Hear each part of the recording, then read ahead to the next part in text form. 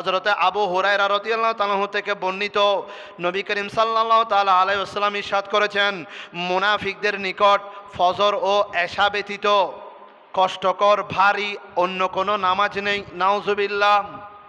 মুনাফিকদের কাছে সবচেয়ে বেশি কষ্টকর, অসহ্য ভারী, বেশি পরিশ্রম হয়, ভারী মনে হয়, কষ্টকর মনে হয়, সেটা হচ্ছে ফজর ও এশারের নামাজ।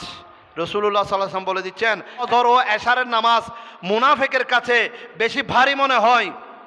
সেই জন্য আল্লাহ রসুল এখানে আরেকটি কথা বলে দিচ্ছেন, যদি তারা জানতো ওই দুটি নামাজ এত সওয়াব, এত বরকত, ওই নামাজ দুইটির সওয়াব সম্পর্কে, বরকত সম্পর্কে তারা যদি অবগত থাকতো, আগে ভাগে জানতো, তাহলে তারা হামাগুড়ি দিয়ে হেসেড়াতে হেসেড়াতে হলেও ওই দুইটি বরকতময় ফজর ও এশারের নামাজের মধ্যে হাজির হয়ে যেত। সুবহানাল্লাহ।